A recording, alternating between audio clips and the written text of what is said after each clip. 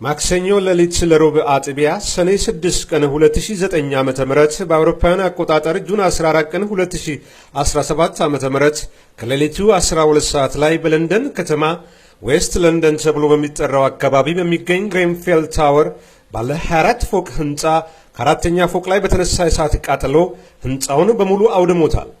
በህንፃው ላይ ወደ 600 የሚጠጉ ነዋሪዎች ከነቤተሰቦቻቸው በ124 ፍላት ውስጥ ነዋሪዎች የነበሩ በሌሊት እንቅልፍ እንደወደቁ በድንገተኛ የእሳት ቃጠሎ ህፃናት፣ አረጋውያን፣ ወጣቶችና ጎልማሶች ህይወታቸውን አጥተዋል።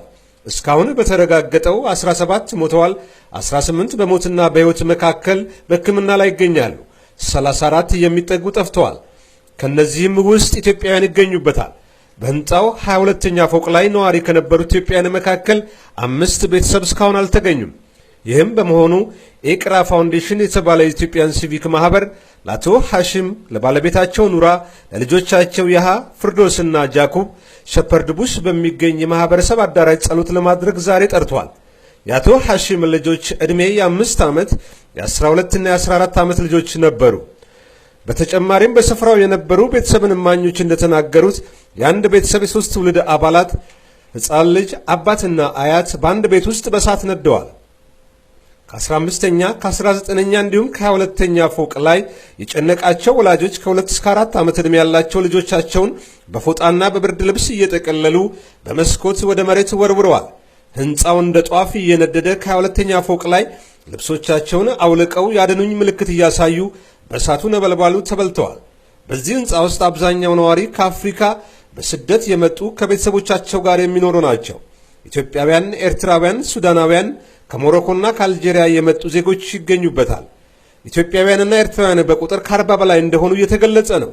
በህንፃው 7ኛ ፎቅ ላይ ከባለቤቷና ከልጇ ጋር የምትኖረው ኢትዮጵያዊቷ ወይዘሮ ትሩፋት ቃጠሎ ከተነሳ ከ1 ሰዓት በኋላ በእሳት አደጋ ሰራተኞች እርዳታ ከቃጠሎ ተርፋለች። ትሩፋት ለኢሳት እንደተናገረችው በ24ቱ ፎቅ ውስጥ ኢትዮጵያውያን ይገኛሉ። በእያንዳንዱ ፎቅ ላይ የአበሻ ቤተሰብ አለ። ከ15ኛ ፎቅ በላይ የሚኖሩት ወደ 10 የሚጠጉ ወገኖች እስካሁን እንዳልተገኙ ገልጻለች። በ15ኛ ፎቅ ላይ ከልጇ ጋር የነበረች ኢትዮጵያዊት በ22ኛ ፎቅ ላይ ከልጆቹ ጋር የነበረ ሌሎችንም የጠፉባቸውን በማፈላለግ ላይ እንደሆነ ገልጻለች። እኛ 40 ደቂቃ ግማሽ ጎን እስከሚነድ አላርም ምንም ነገር ስለሌለ ምንም አልሰማንም።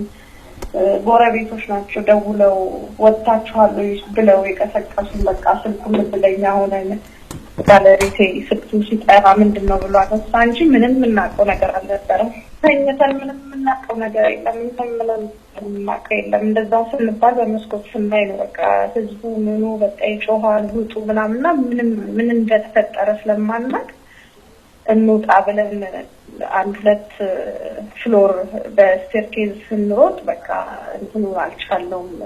እንትኑ ጭሱን እንደገና ተመልሰን ቤት ገብተን ቆልፈን እንደገና ደወልን 999 እነሱ ደግሞ በቃ እንመጣ እንትን ሰው ይመጣላችኋል ጀስት ውስጥ መቀመጥ ነው ያለባችሁ ተባለ። ምንም ማድረግ እንደማንችል አውቀን እንደምተው በሩ እንደበደቡ መውጣት አለባችሁ ተባለን። እንደዛ ሆነ። ስንወጣ ኦልሞስት the whole building ባንዱ ሳይድ እንትን ነበር ጋይቶ ነበር። ኦልሞስት ኤቭሪ ፍሎር ማለት ይችላል እያንዳንዱ ፍሎር 6 ሰው ይኖራል። 6 ቤት አለ። 3 አንዳንድ አበሻ አለን ማለት እንችላለን። እና